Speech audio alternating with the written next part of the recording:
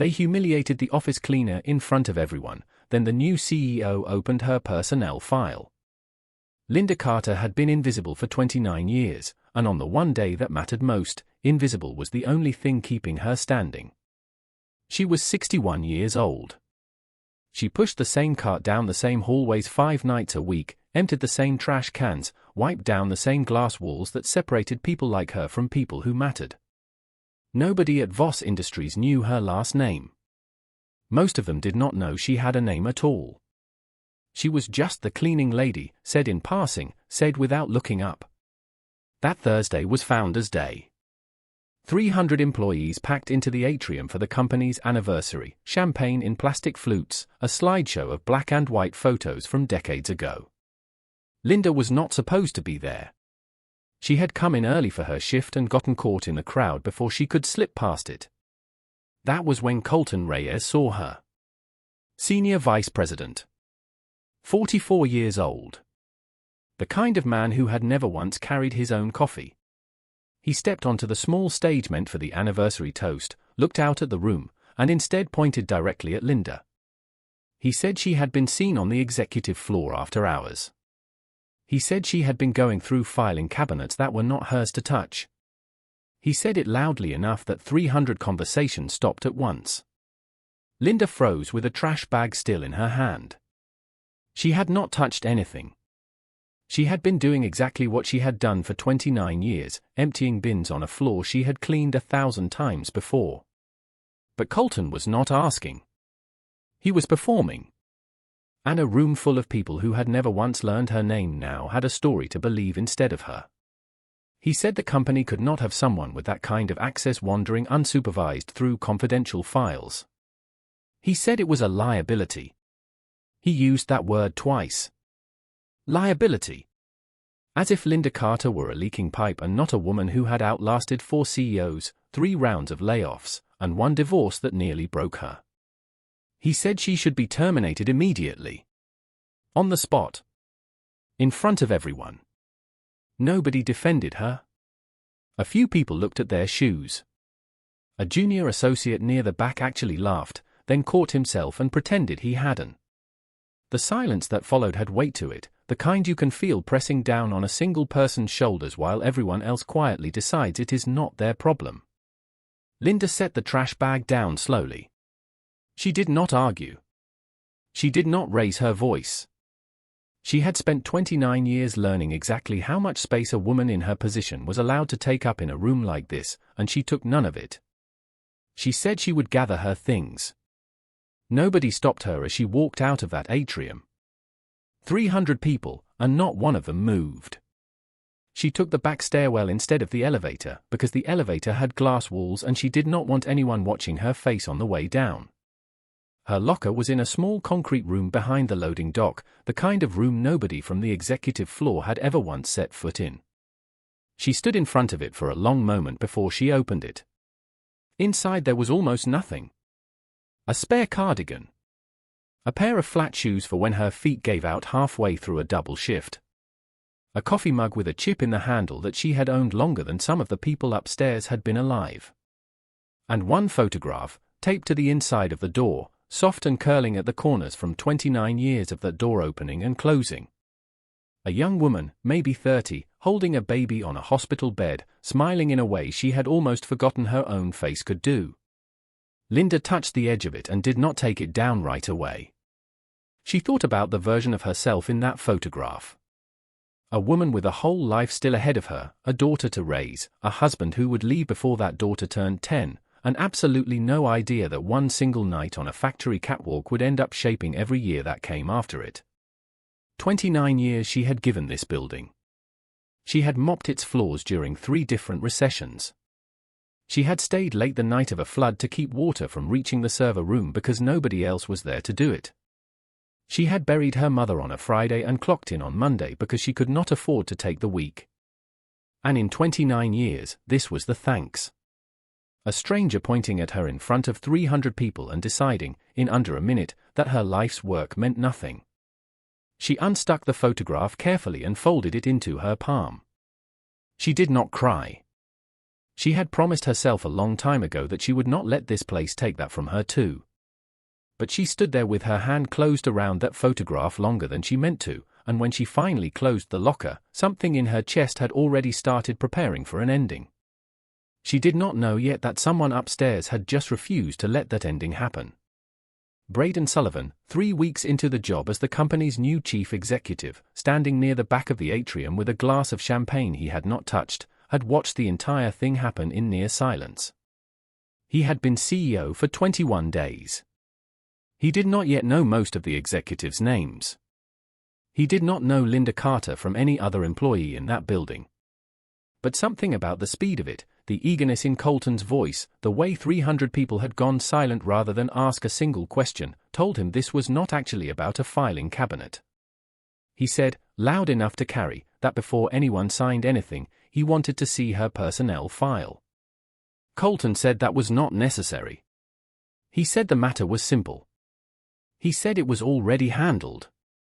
Braden said nothing was handled until he said it was handled. He walked out of that atrium and the gossip started before the elevator doors had even closed behind him.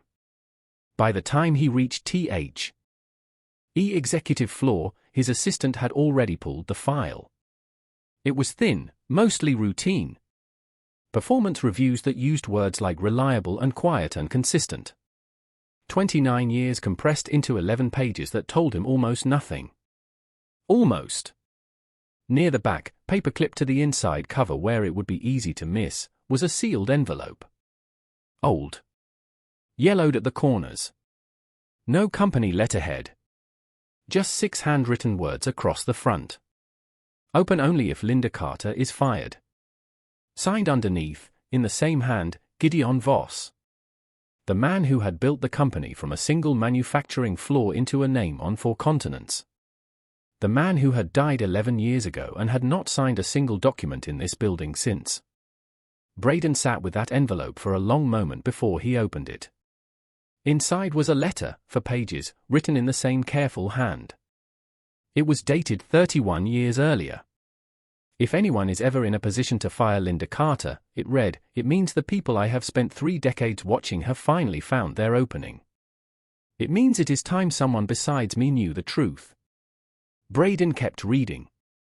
Linda Carter has protected this company more than any executive who has ever sat in the chair you are sitting in now. She has carried a burden for 31 years that no employee should ever have to carry alone, and she has carried it in silence because I asked her to, and because I was too much of a coward to find another way. He stopped on the next line and read it twice. If you are reading this letter, it means I am no longer here to protect her, and it means we have already failed her. Braden set the letter down for a moment. 21 days into this job, and a dead man was already telling him he had inherited a failure before he had inherited anything else. He kept reading. 31 years ago, a young safety engineer named Archer Doyle had died in a fall from the 3rd floor catwalk above the company's original testing facility. The official report called it an accident. A misstep in low light, a railing that had not yet been retrofitted, a tragedy nobody could have prevented. Gideon Voss's letter said that was not what happened. Archer Doyle had spent weeks before his death raising concerns about a structural component being shipped to a major client despite failed stress tests. He had threatened to report it outside the company if it was not addressed. 3 nights before the product launch, he was dead. The letter said there had been one witness. A night cleaner working the floor below. A woman who had heard raised voices, then nothing, then the sound of something hitting the ground far below the catwalk.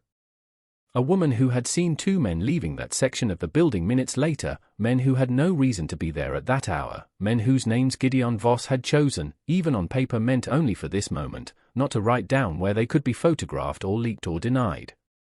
That witness was Linda Carter. She had been 29 years old. A single mother working nights to support a daughter at home. She had told Gideon Voss what she saw because she trusted him, because he was the only person in that building who had ever treated her like a person instead of a uniform. He believed her completely. He also knew he could not prove it. So he made the only choice he could live with. He kept her employed, permanently, quietly, protected from every restructuring and every layoff for the rest of his life, so that the men responsible would never have the satisfaction of believing the only witness had simply disappeared. The final page of the letter was shorter than the rest. I am not asking you to fix 31 years in a day. I am asking you not to let her be erased on your watch the way she has been erased on everyone else's. She has spent her whole life here being looked past. Do not be one more person who looks past her. Braden sat in his office a long time after that, the city light starting to come on outside the window, the faint sound of the anniversary party still drifting up from the floor below. Then he picked up his phone and called down to facilities and asked them to find out, quietly, whether Linda Carter had already left the building. She had not.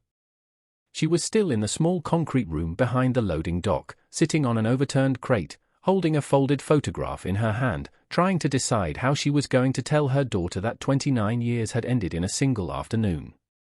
He found her there himself. He did not lead with the letter. He led with a question. He asked if she was all right. Nobody had asked her that all day.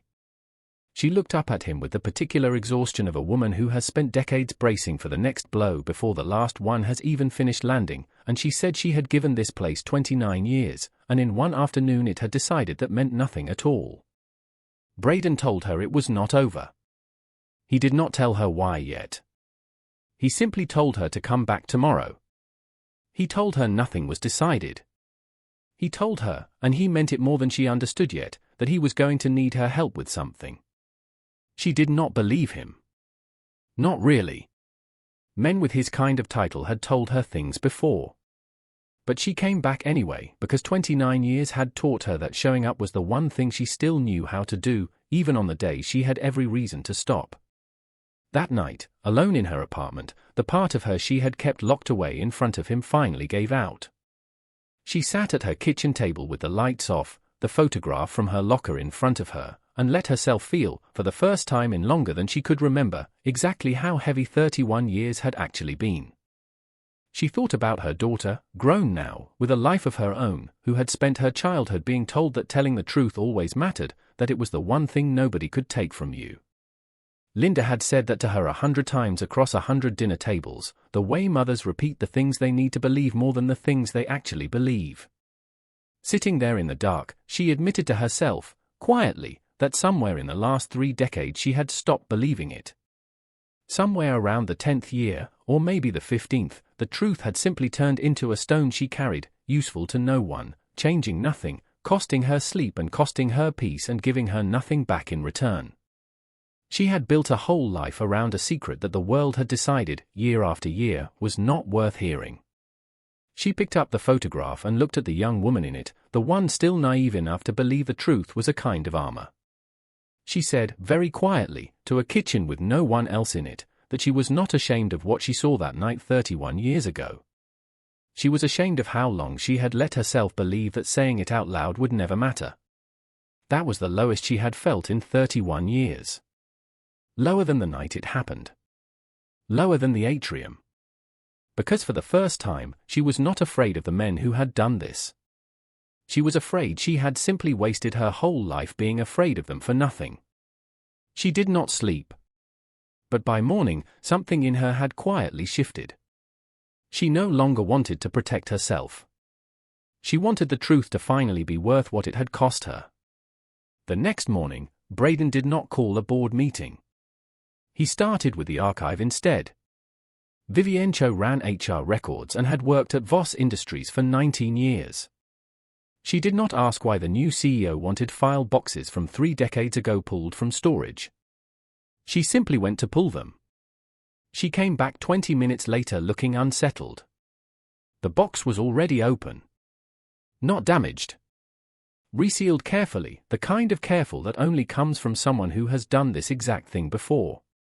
Vivienne said the seal on the box did not match the date stamped on the inventory log. Someone had been in that box recently. Braden asked, quietly, whether anyone had requested access to the older facilities archive in the past month. She checked. Someone had.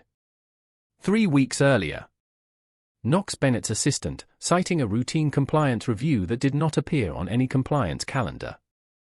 3 weeks earlier. Before Founders Day. Before the atrium. Someone had decided a month ago that Linda Carter's silence was running out of time, and the public humiliation in that atrium had never been about a filing cabinet at all. He went looking for the maintenance log next. Half of it was missing. Someone had torn pages out cleanly, recently, the tear line still sharp instead of brittle with age. But 2 pages had survived, tucked behind a folder where whoever did this had clearly missed them in the dark. Weston Drake. Chairman of the board for 31 years. Knox Bennett. Former chief legal officer, technically retired, still sitting on the board, still walking these halls twice a month like he owned them, because in every way that mattered, he did. That same week, things began to escalate in ways Braden had not expected. A folder he had personally locked in his desk drawer went missing for an afternoon and reappeared the next morning in a slightly different position, the kind of detail only a man who notices everything would catch. His assistant mentioned, almost in passing, that a man from facilities had asked for access to his office to check the air vents, a request nobody had logged. 2 board members he barely knew called him separately within the same week, both using nearly identical language, both gently suggesting that digging into ancient history this early in his tenure could make him look unstable to the rest of the board. Neither of them mentioned Linda by name. Neither of them needed to. Then Linda received the phone call. Late, at home, from a number she did not recognize. No one spoke at first. Just breathing, and the faint sound of traffic somewhere behind it. Then a voice, low, unfamiliar, told her to stop talking to the new CEO if she wanted to keep what little peace she had left. The line went dead before she could ask who it was. She almost called Braden the next morning to tell him to forget it. She did not make that call. But when he found her on the second-floor break room that evening, he could see the fear on her before she said a single word, and when she told him about it, his face went still in a way that told her he understood exactly what it meant. He told her she would not finish this alone. He told her that someone was clearly afraid of exactly what she knew, and that fear, more than anything else he had found so far, told him she had been telling the truth the whole time. She told him the rest of it that night, the part she had only ever told one man who was no longer alive to corroborate it. The voices on the catwalk. The word liability. The sound of something hitting metal.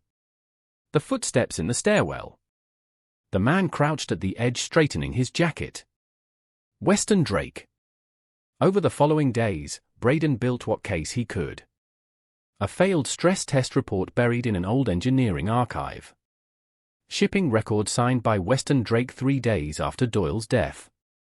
A classification memo signed by Knox Bennett closing the matter with no further investigation required. Then came a second shock that nobody had expected. A retired security guard, 2 states away, 80 years old, who had worked the loading dock that same night 31 years ago and had never once been asked a single question about it. He confirmed seeing 2 men leave through the back entrance that night, walking fast, neither of them speaking. And the original detective, retired now, frail, admitted he had been told by a superior to close the file quickly. That superior had received a quiet consulting contract from Voss Industries the following year for a job that was never actually performed. For a few days, it looked like the truth was finally going to be undeniable. Then it all nearly collapsed.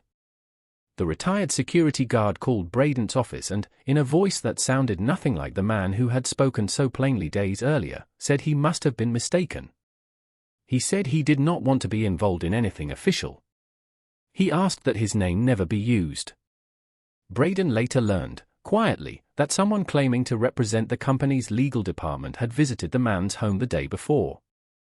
At the same time, 2 board members began circulating language for a vote of confidence, framing Braden's investigation as a distraction from quarterly performance, suggesting the new CEO was, in their words, chasing ghosts instead of running a company. For 1 full week, it genuinely looked like the board would side with Weston Drake simply because he had been there longer, and longer, in that building, had always meant safer. Braden sat in his office that week with everything he had gathered spread across his desk, and for the first time since opening that envelope, he considered the possibility that 31 years of silence might simply win.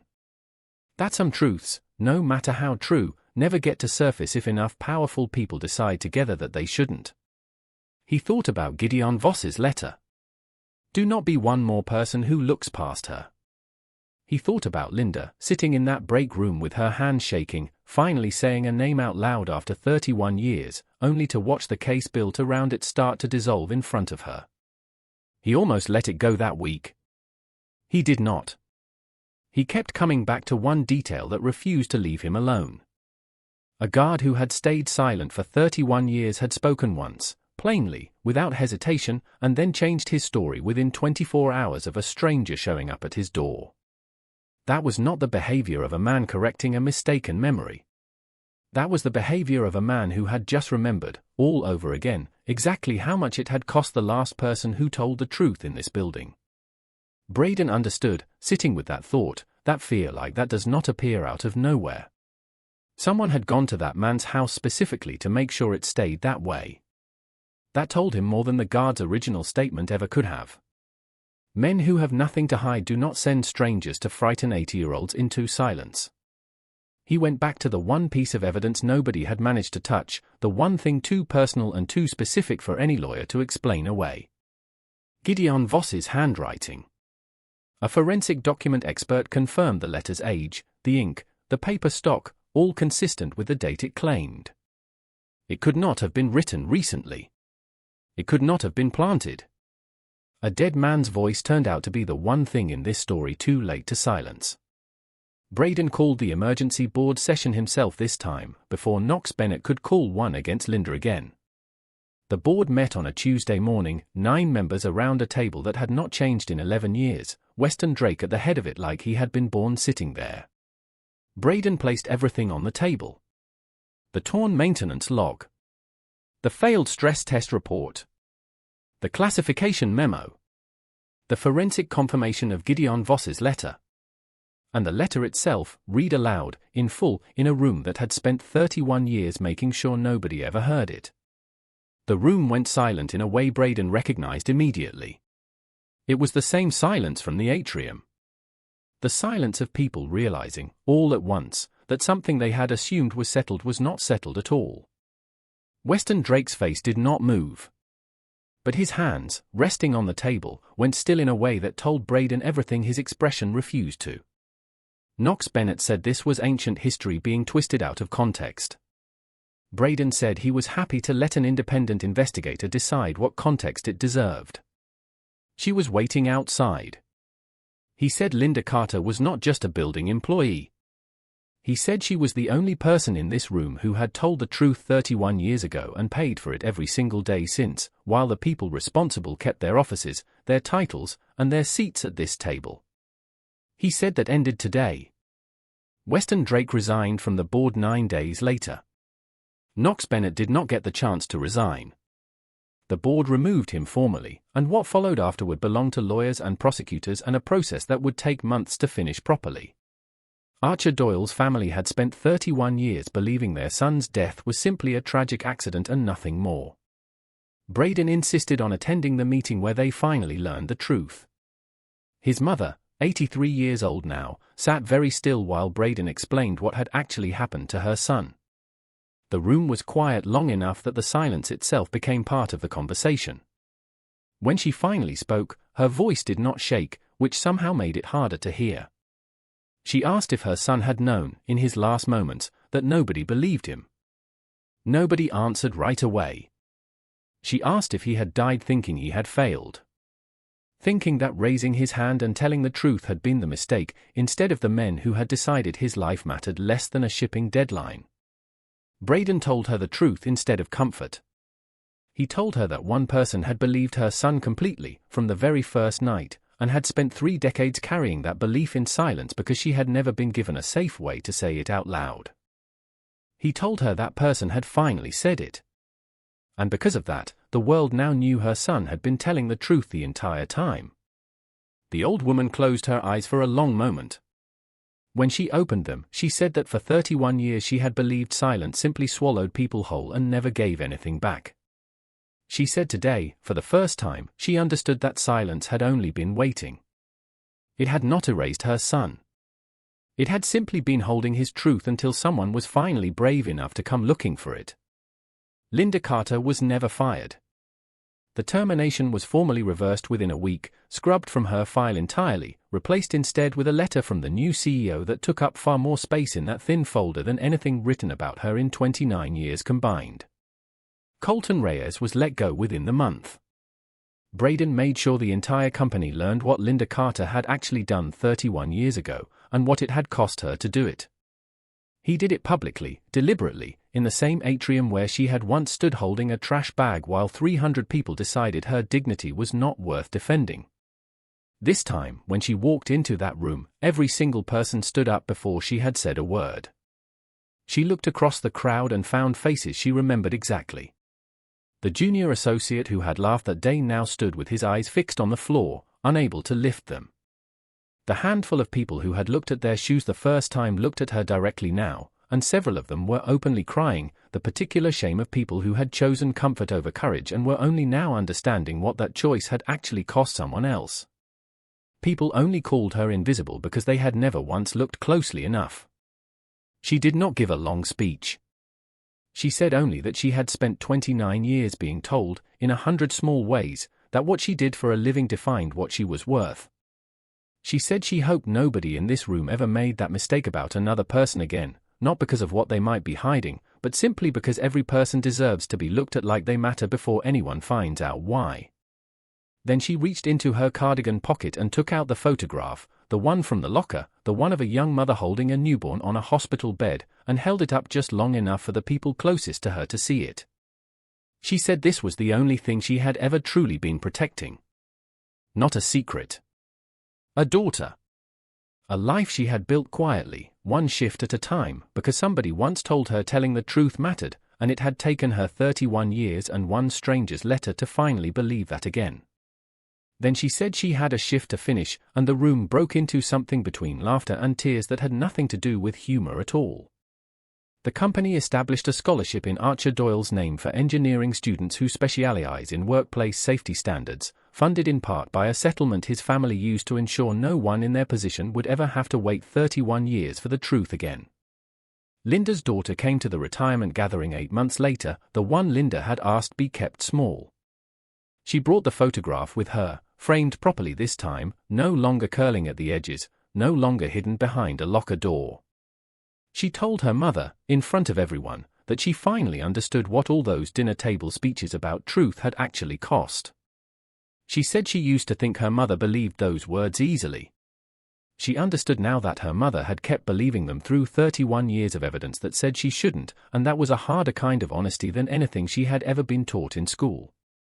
Linda held the frame in both hands and said nothing for a moment, because there was nothing left to add to that. There was a pause in the room after that, the kind of pause gatherings like this don't usually have. Then a woman near the back rose slowly to her feet. Nobody recognized her at first. She was in her 80s now, dressed plainly, the kind of woman who has spent her whole life being the only one standing. She said her name was Mallory Finch. She said she had worked the loading dock at Voss Industries 30 years ago, back before half the people in this room had even been born. She said she remembered Linda Carter from the very first week she started. She said for 30 years she had watched people walk past Linda Carter like she wasn't there. Walk past her in hallways. Walk past her at holiday parties she wasn't invited to but came anyway to clean up after. Walk past her name on a timesheet 100 times without ever once reading it. She paused. And every single day, she said, Linda still showed up. She paused again, longer this time, long enough that nobody in the room moved. She said she had retired 11 years ago. She said in all the years she had worked beside Linda Carter, she did not think she had ever once said thank you to her. Not really. Not in the way that counts. She said she had read about everything that happened here on the local news 2 weeks ago, and had not slept right since, because she kept thinking about every single day she had walked past this woman exactly the way Colton Reyes had, just slower, just quieter, but no less absent. She said she was sorry. 30 years late. But she was sorry.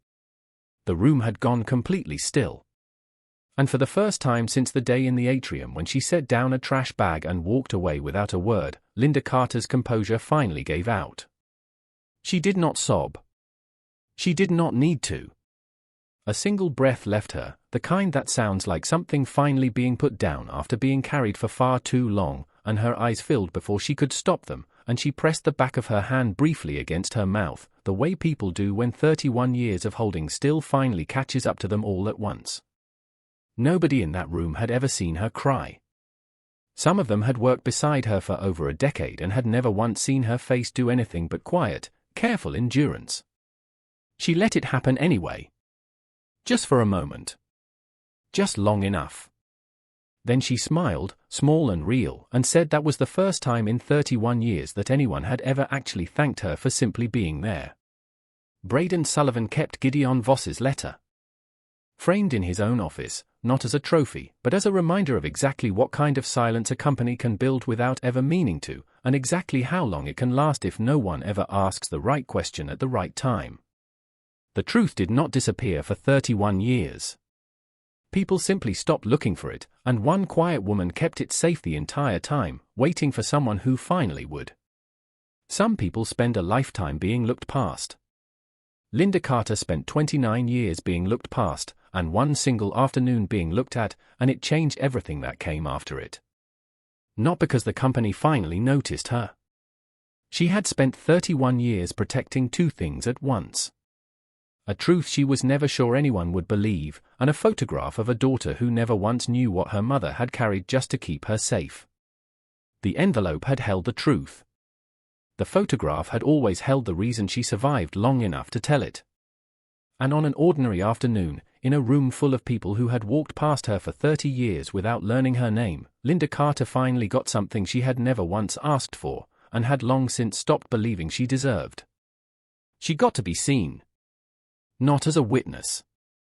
Not as a headline. Not as the woman from the personnel file. Just as a person who had given this world far more than it had ever given her back, and who, after 31 years of carrying it alone, finally got to set it down.